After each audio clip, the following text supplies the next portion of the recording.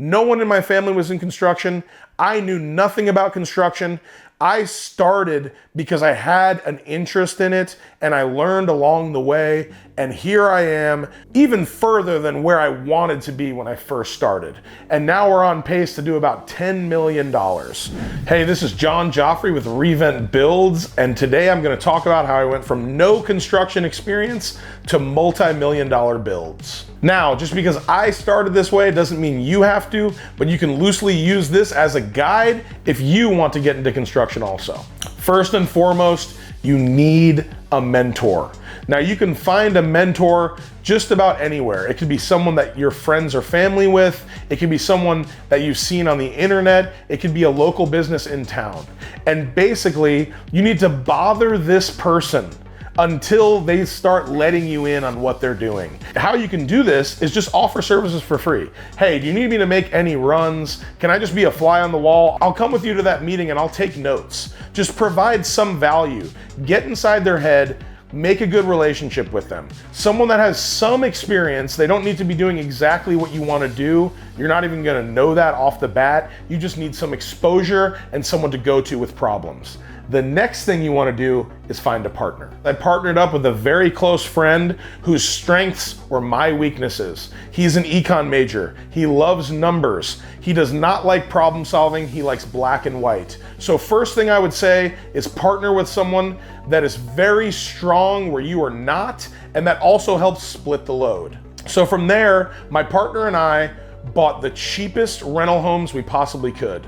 This was back in 2012. We were buying homes for $35,000 in a very distressed area of Houston. Now, when we would buy one of these homes, we'd naturally have to rehab it. My partner's role was finding the properties, doing the due diligence, just making sure that this was a winning deal. But my portion of that was playing general contractor. At first, I really had no clue what I was doing. I knew that the foundation was bad because it said so from the seller. I knew the roof was bad because there's a freaking hole in the roof. So what we did is we got contractors out to give us bids on each of those things to fix them. So finding contractors, it can be one of the toughest things to do as a newcomer. This is where your mentor comes into play. Your mentor has essentially come up in the same way you're trying to come up. So they have contacts of all ranges, big to small.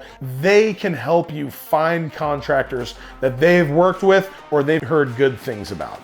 It's very important that you vet these guys in the appropriate way. Get driver's license, get written contracts, make sure that they are knowledgeable in what they're doing, see their past work. It can be costly, but the biggest thing to do is just start small.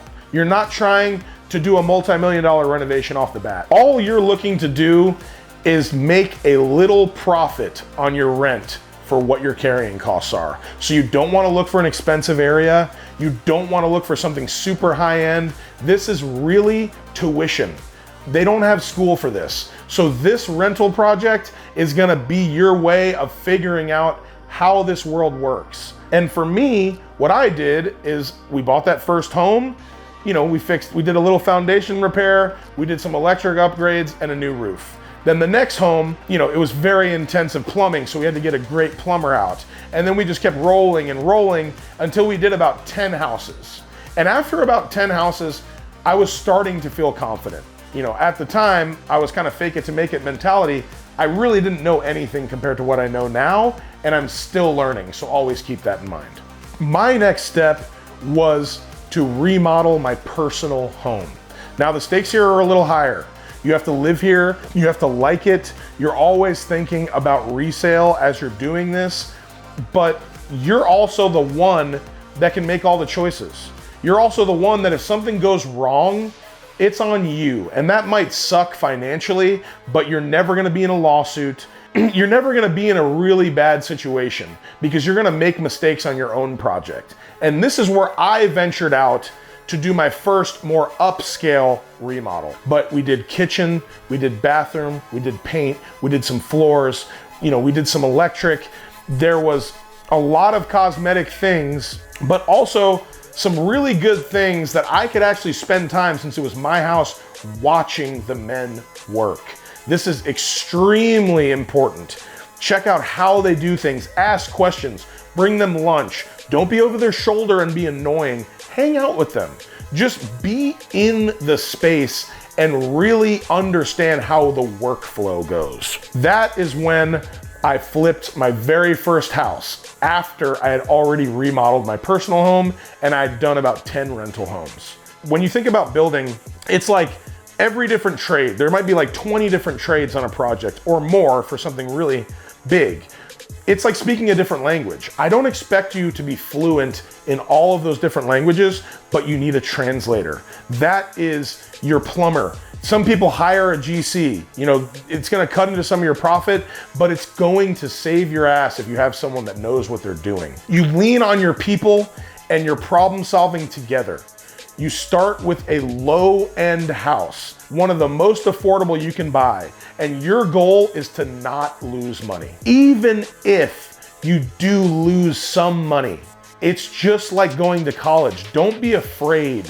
Just make sure that you've accounted for it in the beginning.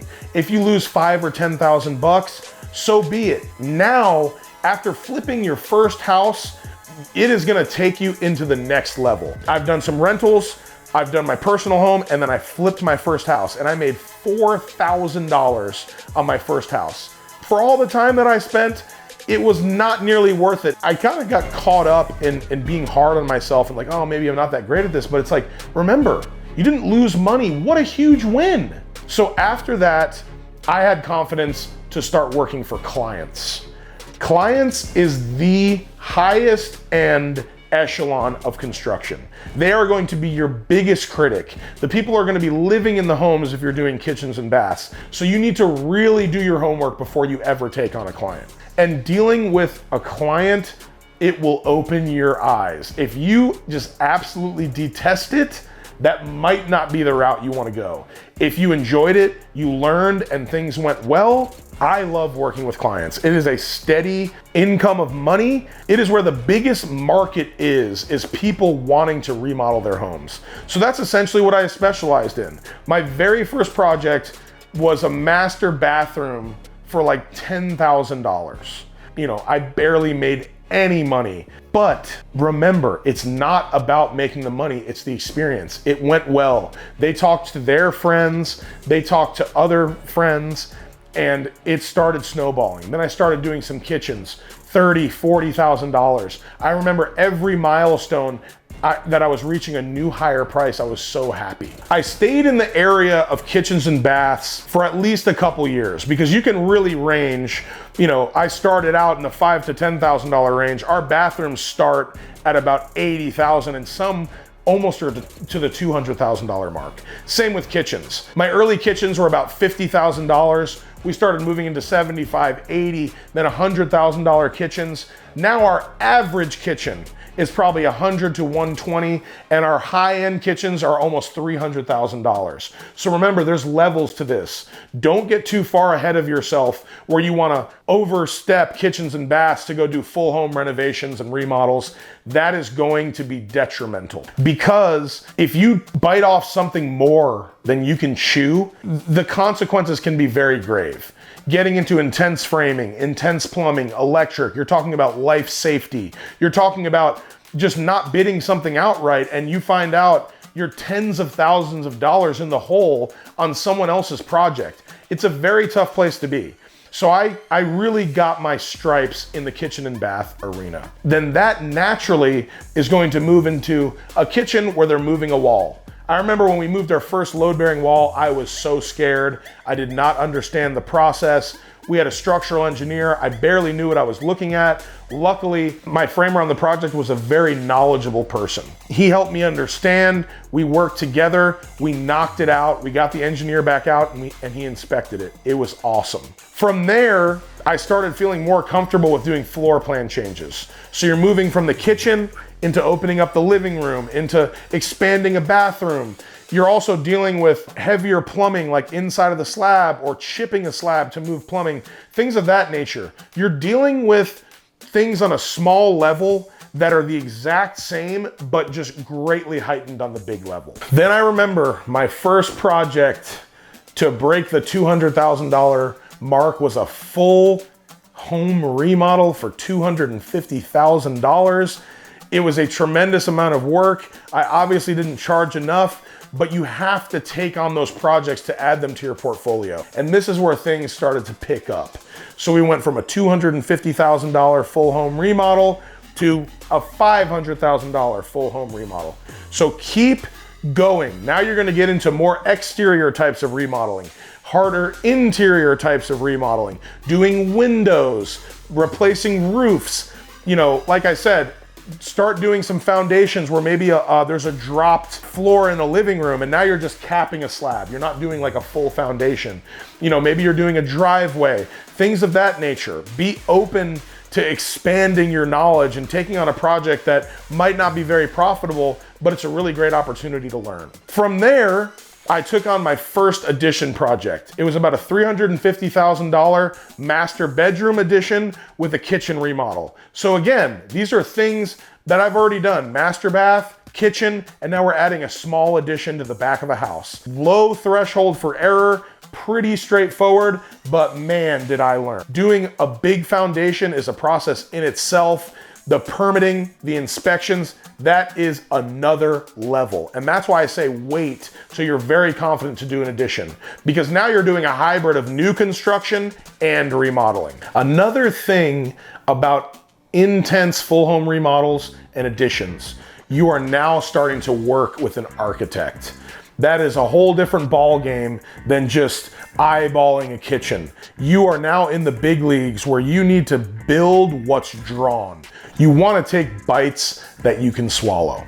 At this point, I have great reviews. I can bring on new and bigger clients. We've done some remodels breaking the $500,000 mark. So we've done some expensive stuff that looked very high end.